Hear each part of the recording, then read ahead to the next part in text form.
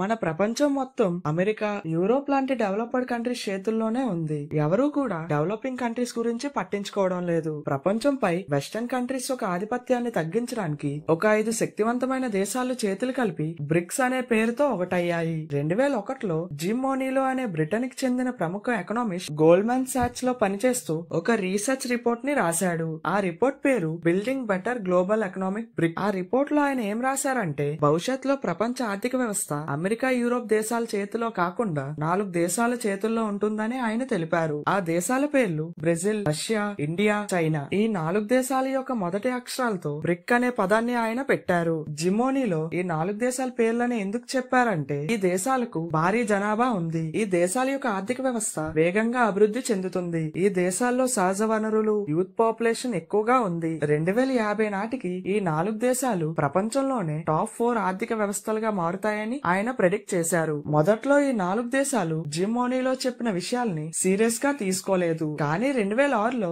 UN general assembly సమయంలో ఈ 4 దేశాల విదేశాంగ మంత్రులు మొదటిసారి సమావేశం అయ్యారు. ఈ సమావేశంలో ఈ 4 దేశాల యొక్క మంత్రులు ఏం చర్చించుకున్నారంటే, ప్రపంచ రాజకీయాలు, ఆర్థిక వ్యవస్థలో అభివృద్ధి చెందుతున్న దేశాలకు ప్రాధాన్యత రావాలని, ఐక్యరాజ్య సమితిలో మార్పులు చేసి భారతదేశం లాంటి డెవలపింగ్ కంట్రీస్ కి ఎక్కువ ప్రాముఖ్యత ఇవ్వాలని, అమెరికా లాంటి ఒకే దేశానికి ఆధిపత్యాన్ని ఇవ్వకుండా అనేక దేశాలు కలిసి ప్రపంచాన్ని నడిపించే విధానం ఉండాలని చర్చించుకున్నారు. అయితే జూన్ 16, 2009న రష్యాలోని ఒక నగరంలో ఈ 4 దేశాల యొక్క అధ్యక్షులు మొదటిసారి సమావేశం అయ్యారు. ఈ సమావేశంలో ఈ దేశాలు డిస్కస్ చేసుకున్న విషయాలు ఏంటంటే, మొదటిది న్యూ ఎకనామిక్ ఆర్డర్. 2008లో అమెరికాలోని లెహమాన్ బ్రదర్స్ అనే బ్యాంక్ దివాలా తీయడంతో మొత్తం ప్రపంచ ఆర్థిక వ్యవస్థ సంక్షోభంలో పడింది. అమెరికా, యూరోప్ దేశాల్లో మొదలైన ఈ సమస్య నెమ్మదిగా ప్రపంచంలోని అన్ని దేశాలను ప్రభావితం చేసింది. అప్పుడు బ్రిక్ దేశాలు ప్రపంచ ఆర్థిక వ్యవస్థను కేవలం డెవలప్డ్ కంట్రీస్ మాత్రమే నడపడం సరైంది కాదని, డెవలపింగ్ కంట్రీస్ కూడా ప్రపంచం యొక్క ఆర్థిక వ్యవస్థను డిసైడ్ చేసే పొజిషన్ లోకి రావాలని నిర్ణయం తీసుకున్నాయి. రెండోది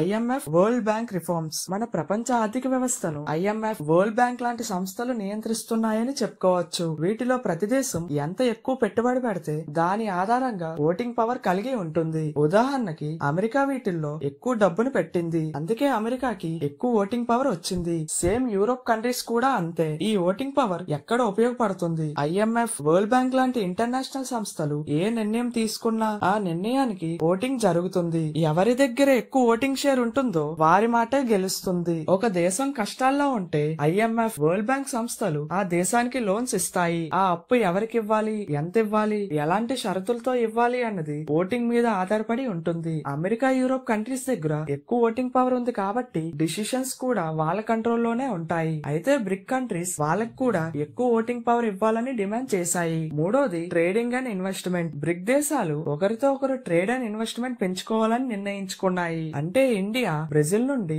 సోయాబీన్స్, చమురు లాంటివి దిగుమతి చేసుకుంటుంది. అలాగే చైనా రష్యా నుండి సహజ వాయువులను దిగుమతి చేసుకుంటుంది. ఇలా బ్రిక్ దేశాలు ఒకరిపై ఒకరు ఆధారపడితే పశ్చిమ దేశాలపై ఆధారపడవలసిన అవసరం తగ్గుతుంది. నాలుగోది డీ డాలరైజేషన్. ప్రపంచంలో ఎలాంటి దేశమైనా ఇంపోర్ట్స్, ఎక్స్పోర్ట్స్ చేయాలనుకుంటే మధ్యలో యుఎస్ డాలర్స్ ని వాడాలి. అయితే బ్రిక్ దేశాలకు మధ్యలో యుఎస్ డాలర్స్ ని వాడడం నచ్చలేదు. ఎందుకంటే బ్రిక్ దేశాలకు వాళ్ళ యొక్క సొంత కరెన్సీస్ ఉన్నాయి. అయినా కూడా యుఎస్ డాలర్స్ ని ఎందుకు వాడాలి, మనం మన యొక్క సొంత కరెన్సీస్ ని వాడుకుందామని డిసైడ్ అయ్యాయి. అలా ఇండియా రూపీస్ లో, చైనా యువాన్ లో, రష్యా రూబెల్ లో ట్రేడింగ్ చేసుకుంటున్నాయి. ఈ ఆలోచన వల్ల యుఎస్ డాలర్స్ ని తక్కువగా వాడుతూ వాళ్ళ కరెన్సీస్ ని ఎక్కువగా వాడడం మొదలు పెట్టారు. అయితే 2010లో సౌత్ ఆఫ్రికా ఈ బ్రిక్ గ్రూప్ లో జాయిన్ అయింది. అలా బ్రిక్ నుండి బ్రిక్స్ గా మారింది. సౌత్ ఆఫ్రికా ఖండం బంగారం, వజ్రాలు, ప్లాటినం, గోల్డ్ లాంటి ఖనిజ సంపదలకు ప్రసిద్ధి చెందింది. సౌత్ ఆఫ్రికాని చాలా మంది గేట్వే టు ఆఫ్రికా అని అంటారు. అంటే ఆఫ్రికా ఖండంలోకి వెళ్లి వ్యాపారం, పెట్టుబడులు పెట్టాలంటే సౌత్ ఆఫ్రికా ద్వారా సులభం. అందుకే బ్రిక్ దేశాలు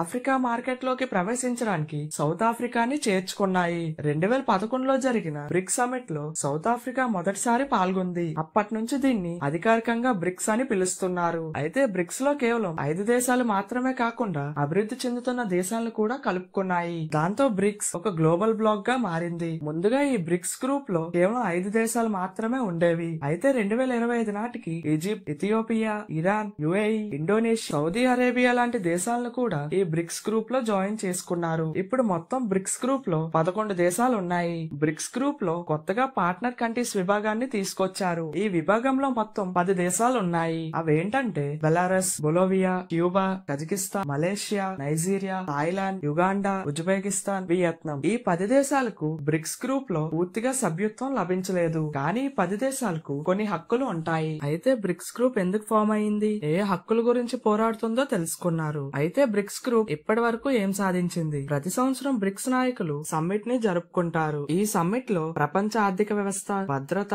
టెక్నాలజీ, ఎనర్జీ వంటి అంశాలపై నిర్ణయాలు తీసుకుంటారు. 2009 నుండి 2025 వరకు నిరంతరం ఈ సమ్మిట్స్ జరుగుతూనే వచ్చాయి. అయితే BRICS countries IMF, world bank లకు పోటీగా 15 జూలై 2014న NDB న్యూ డెవలప్మెంట్ బ్యాంక్ ని స్థాపించారు. ఈ NDB బ్యాంక్ యొక్క హెడ్ క్వార్టర్స్ చైనాలో ఉంది. ఈ బ్యాంక్ యొక్క ప్రధాన లక్ష్యం అభివృద్ధి చెందుతున్న దేశాలకు ఇన్ఫ్రాస్ట్రక్చర్ మరియు సస్టైనబుల్ డెవలప్మెంట్ ప్రాజెక్టుల కోసం లోన్స్ మంజూరు చేయడం. ఏదైనా బ్యాంక్ పనిచేయాలంటే డబ్బు కావాలి. ఆ డబ్బుని క్యాపిటల్ అని అంటారు. NDB బ్యాంక్ లో క్యాపిటల్ ని బ్రిక్స్ దేశాలైన Brazil, Russia, India, China, South Africa లాంటి దేశాలు పెట్టాయి. ఈ NDB బ్యాంక్ గురించి సపరేట్ గా ఒక వీడియో చేస్తాను. CRA అంటే కాంటిజెంట్ రిజర్వ్ అగ్రిమెంట్. ఇది బ్రిక్స్ దేశాలు కలిసి 2014లో ఏర్పాటు చేసిన ఒక రిజర్వ్ పూల్. దీని ముఖ్య ఉద్దేశం ఏంటంటే ఒక బ్రిక్స్ దేశానికి ఆర్థిక సంక్షోభం వస్తే మిగతా బ్రిక్స్ దేశాలు ఈ రిజర్వ్ పూల్ నుండి ఎమర్జెన్సీ ఫండ్ ని ఇస్తాయి. ఇలా చేయడం వల్ల బ్రిక్స్ దేశాలు IMF, వరల్డ్ బ్యాంక్ దగ్గరికి వెళ్లవలసిన అవసరం ఉండదు. మొత్తం ఈ CRA రిజర్వ్ పూల్ లో 8,30,000 కోట్లు ఉన్నాయి.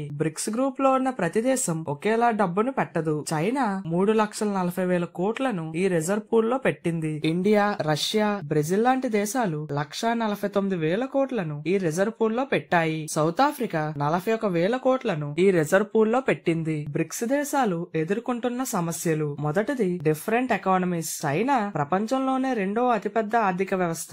భారతదేశం ప్రపంచంలోనే 4వ అతిపెద్ద ఆర్థిక వ్యవస్థ. రష్యా ఆర్థిక వ్యవస్థ ఆయిల్ అండ్ గ్యాస్ మీద ఆధారపడి ఉంది. బ్రెజిల్ యొక్క ఆర్థిక వ్యవస్థ అగ్రికల్చర్ మరియు కమోడిటీస్ పై ఆధారపడి ఉంది. సౌత్ ఆఫ్రికాది చిన్న ఆర్థిక వ్యవస్థ. ఇలా ఒక్కో దేశం ఒక ఆర్థిక వ్యవస్థ వేరువేరుగా ఉండడం వల్ల డెసిషన్స్ తీసుకోవడంలో ఇబ్బందిగా మారుతుంది. రెండోది geo political issues. Russia Ukraine యుద్ధం వల్ల రష్యాపై ప్రపంచ దేశాలు కొన్ని శాంక్షన్స్ ని విధించాయి. అమెరికా చైనాతో ట్రేడ్ వార్ చేస్తుంది. ఇండియాకి, చైనాకి సరిహద్దు సమస్యలు ఉన్నాయి. వీటి వల్ల బ్రిక్స్ దేశాల్లో ఐక్యత కొంత తగ్గుతుంది. మూడోది డీడాలరైజేషన్. బ్రిక్స్ దేశాలు ప్రపంచంలో డాలర్ వాడకాన్ని తగ్గించాలనుకున్నారు. కానీ 80% పైగా ప్రపంచ ట్రేడింగ్ డాలర్స్ లోనే జరుగుతుంది. బ్రిక్స్ దేశాల యొక్క కరెన్సీని చాలా తక్కువగా వాడుతున్నారు. నాలుగోది పొలిటికల్ ఇష్యూస్. బ్రిక్స్ లో లీడర్షిప్ రేస్ కోసం ఇండియా, చైనా లాంటి దేశాలు పోటీ పడుతున్నాయి. రష్యా ఏమో ప్రపంచంలోని మిగతా దేశాలతో గొడవలు పెట్టుకుంటుంది. బ్రెజిల్ దేశం అమెరికాతో సంబంధాలు బ్యాలెన్స్ చేస్తుంది. వీటి వల్ల